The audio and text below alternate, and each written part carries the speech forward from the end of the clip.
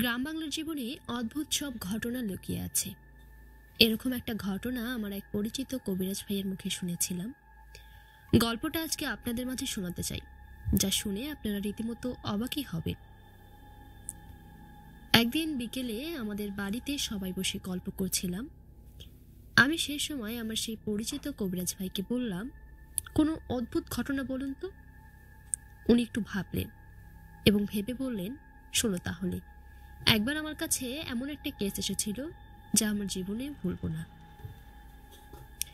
একদিন 3 থেকে 4 জন ভদ্রলোক তার কাছে এসেছিলেন। তারা জানালেন যে তাদের মায়ের সঙ্গে অদ্ভুত কিছু ঘটে প্রতি রাতে।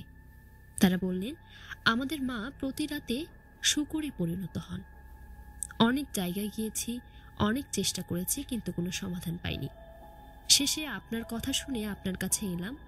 এখন আপনিই আমাদের শেষ ভরসা।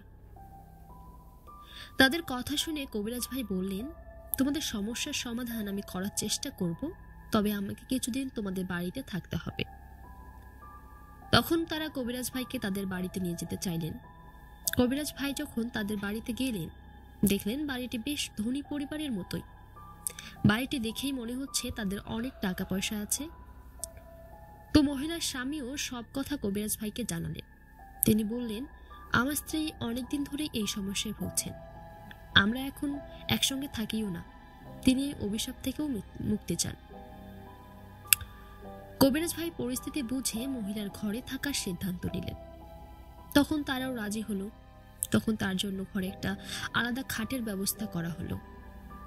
মহিলার সন্তানেরা কবিরাজ ভাইকে ঘরের ভেতর রেখে বাইরে তারা দাঁড়িয়ে থাকলো, একদম কোনো কথাবার্তা না বলে নিশ্চুপভাবে।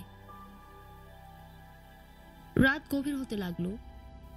কবিরাজ ভাই ঘরে শুয়ে থাকলেন, কিন্তু তার চোখ দুটো খোলা ছিল।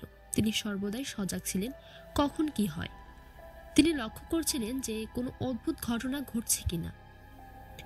তখন রাত প্রায় মাঝরাত পেরিয়ে গেছে। হঠাৎ করে মহিলার শরীর কাঁপতে শুরু করলো। কবিরাজ ভাই দেখলেন মহিলার শরীর খাটের উপর থেকে একটু একটু করে উঠে যাচ্ছে। তিনি স্তম্ভিত হয়ে গেলেন, কিন্তু তিনি চুপ করে রইলেন। কয়েক মুহূর্ত পর তিনি লক্ষ্য করলেন মহিলাটি পুরোপুরি শূকরে পরিণত হয়ে যাচ্ছে। ঘরে কেউ ছিল না। স্বাভাবিকভাবেই কবিরাজ ভাইয়ের একটু ভয় লাগতে শুরু করলো। তিনি কাঁথা মুড়ি দিয়ে শুধু চোখ দুটো দিয়ে একটু একটু করে দেখছিলেন। যে দেখলেন মহিলাটি ঘরের মধ্যে দৌড়তে শুরু করছে, চারদিকে সবকিছু উলটপালট করছে। তার আচরণ দেখে মনে হচ্ছিল যেন তিনি পুরোপুরি অজ্ঞান এবং পশুতে রূপান্তরিত হয়েছে। সারা রাত কবিরাজ ভাই কিছু বললেন না, সবকিছুই শুধু লক্ষ্য করলেন। সকালবেলা মহিলার সন্তান ও স্বামী তাকে প্রশ্ন করলেন যে আপনি রাতে কি দেখলেন। তখন কবিরাজ ভাই তার দেখা সমস্ত কিছু বর্ণনা করলো।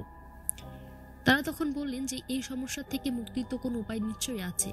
তখন কবিরাজ ভাই মহিলাকে ডাকতে বললেন। মহিলাকে ডেকে তার সঙ্গে তিনি কথা বললেন। তিনি সরাসরি মহিলাকে প্রশ্ন করলেন, আপনি কি কখনো সুদ নিতেন? মহিলাটা কিছুটা দ্বিধা নিয়ে বলল, হ্যাঁ, আমি জীবনে অনেক সুদ নিয়েছি এবং সুদের টাকায় বিভিন্ন জিনিসও করেছি। তখন কবিরাজ ভাই বললেন, এখানেই শেষ নয়। আপনি কি কোনো জায়গায় টাকা পয়সা রেখেছেন যেখানে টাকা পয়সা রাখা আদৌ উচিত নয়? এই প্রশ্নে মহিলা অস্বস্তিতে পড়ে গেলেন। পরে তিনি অনেকক্ষণ পর তিনি স্বীকার করলেন যে আমি সুদের টাকা কুরআন শরীফের ভেতরে রেখেছি। কবিরাজ ভাই বললেন, এটা খুবই বড় পাপ। এই টাকার কারণে আপনার উপর অভিশাপ নেমে এসেছে। তখন মহিলা ক্ষমা চাইলেন এবং এর থেকে পরিত্রাণের উপায় জানতে চাইলেন। কবিরাজ ভাই তখন বললেন, কুরআনের ভেতরে সব টাকা বের করে ফেলুন, সেই টাকা গরিব দুঃখীদের মাঝে দান করে দিন এবং ভবিষ্যতে কখনো সুদ খাবেন না এবং এমন ভুল করবেন না। আল্লাহর কাছে তওবা করুন এবং নিয়মিত নামাজ পড়ুন। যদিও এতে তিনি সুস্থ হবেন কিনা সেটা সঠিকভাবে বলা যায় না, কারণ এটা তো একটা মস্ত বড় ভুল তিনি যেহেতু করে ফেলেছেন। মহিলা তার নির্দেশ মতো কাজ করলেন এবং বেশ কিছুদিন পর জানা গেল যে তিনি পুরোপুরি সুস্থ হয়ে গেছেন। এরপর আর কখনো তার সাথে এমন কিছু ঘটেওনি। তো আজকে এ পর্যন্তই। আশা করি গল্পটি আপনাদের ভালো লেগেছে।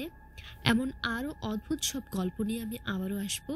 আজকের মতো বিদায়, এবং পরবর্তী পর্বে একটা ভয়ানক গল্প থাকছে, যার জন্য আপনাদের কিছুদিন অপেক্ষা করাবো এবং আপনারা যদি আমাদেরকে গল্প পাঠাতে চান এরকম সত্য ঘটনা, তাহলে নিচে দেওয়া ইমেইলে আমাদেরকে গল্প পাঠাতে পারেন। ধন্যবাদ।